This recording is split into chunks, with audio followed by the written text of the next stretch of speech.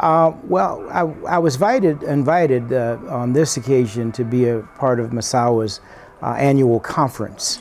I have been to the region probably 8 or 9 times over the years. Part of the legacy that I hope to promote is the legacy of my father and mother. My dad being the preeminent leader of the modern civil rights movement, using the technique of nonviolence to bring about social change. And whenever I have an opportunity to share that message throughout the globe, I do. And Massawa, having an opportunity to have interacted with Massawa on a previous visit, basically precipitated this opportunity. And because this is an annual conference, the hope is that part of the message that I bring, my goal is to create the climate so that people can come together and dialogue. These issues being so complicated, there's not, I don't think anyone from the outside world can resolve these issues. These are issues that Palestinians must resolve, that Israelis must resolve, that Arabs must resolve. And certainly we can share perspective from what the modern civil rights movement and our plight was. There may be some similarities, but these are very complex issues, we know. And for me personally, it's important for resolution at some point as a Christian.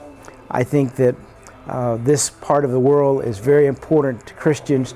It's very important to Muslims. It's very important to Jews.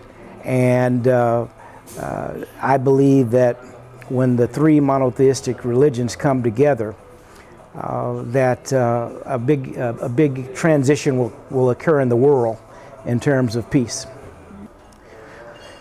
While there are some parallels, I think it's challenging to say.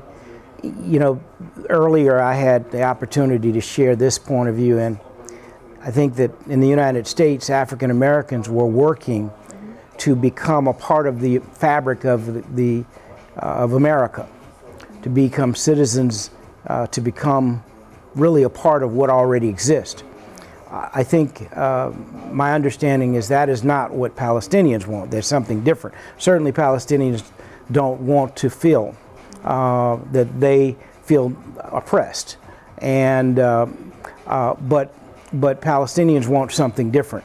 And so I think the parallel, if there are parallels, there may be parallels around how ethnic groups are treated, or feel that they're treated, feel that they're being mistreated. I think there are ethnic groups that feel they're being mistreated, and as a result, there may be a parallel there, because certainly African Americans felt that they were mistreated, and there were laws.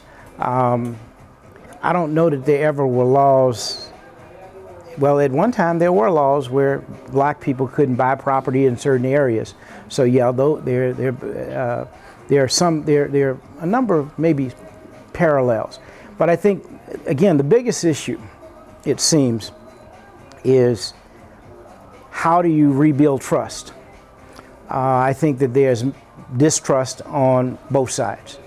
And until some small level of trust exists, it's going to be challenging to move to a bigger scenario to resolve these real serious issues where people are feeling marginalized. Or my dad talked about dignity and personhood, and every human being deserves to be treated with dignity and respect and personhood.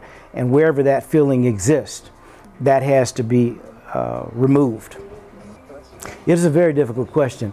And I don't know that I have a direct answer to that. What I would say is that Mr. Netanyahu is in office. Mr. Trump is trying to get in office. I don't think I hope Mr. Trump doesn't make it to office. The framework starts, again, with building little trust. I mean, you should, maybe one could say that it shouldn't have to be that you got to take baby steps to get to bigger steps.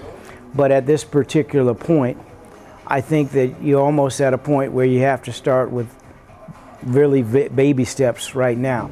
Now, for one side or the other, that may not feel like a solution. It may feel, I think that, oftentimes my dad used to use the analogy that the white power structure would say, well, just wait, we're going to work it out. And people who've been waiting for a long, long time, that is not an appropriate answer. That doesn't feel like an appropriate answer.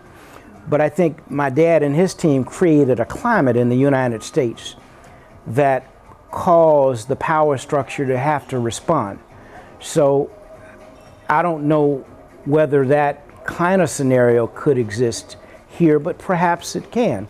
Because I think when a certain climate is created, it causes people to do different, to be better, to become bigger and better. And again, dignity, respect, personhood, those are all things that really every human being deserves, no matter where you are, in what place you are, in what country or nation you are in the world. And that has to be created first as a foundation. I also think that maybe the solution won't come from the top down, but it has to come from the bottom up. The top down solutions sometimes or historically have not always worked. I mean, a head of state can foster a vision, but it is the people working together that have to implement it and carry it out.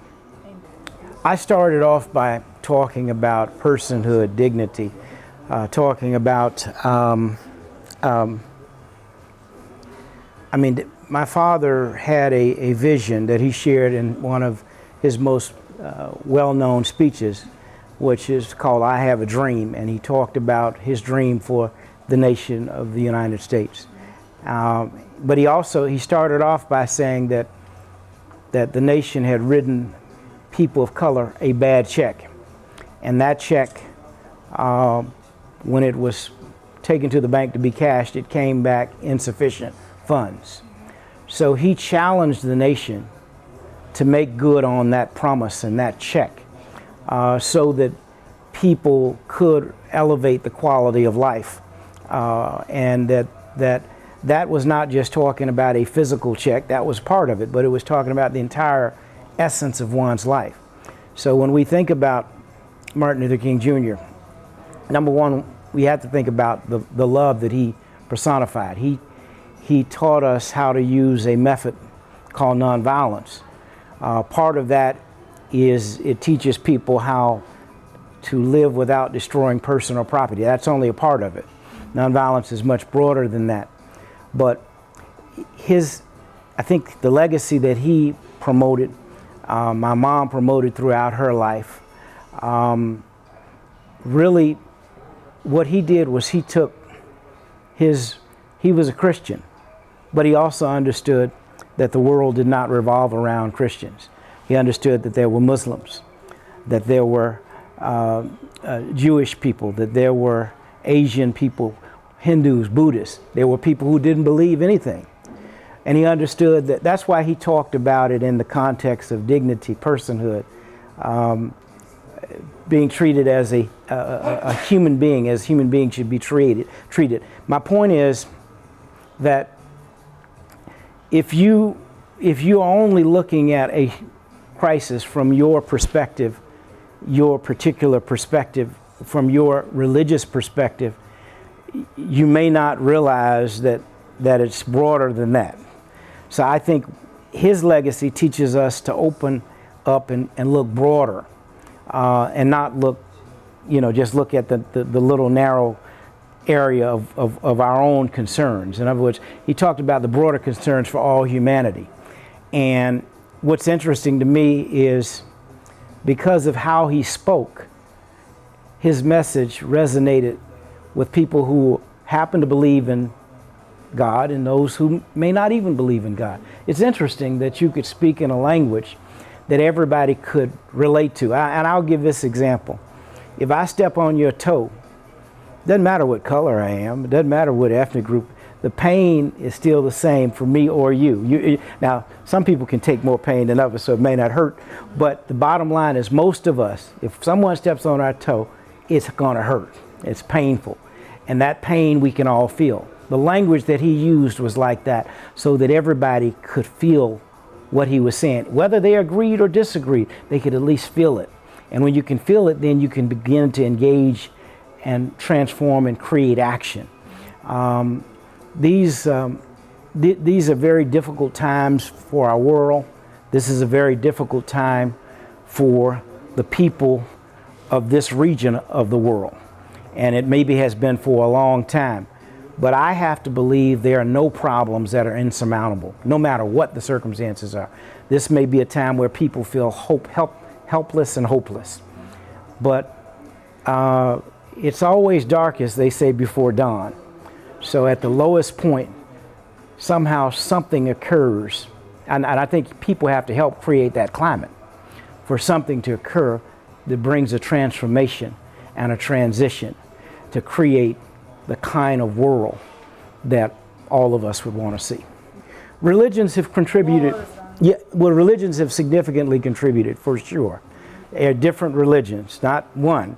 All of them have contributed because they have been engaged in, and it's more religious dogma. It's not necessarily the religions. The religions on their own don't create the problems. It's how human beings choose to interpret. And that's really where the problem comes, because the interpretation is what has created, I think, the conflict. So I think someone else coming with a different interpretation, and that's where it becomes dogma. It's the religious, you must do something this way. You're not going to be saved unless this happens. Well, okay, everybody may not be able to achieve that. Some may and some may not. So my point is, religions, they've done incredible, phenomenal good in the world, but they've also done a lot of tragedy.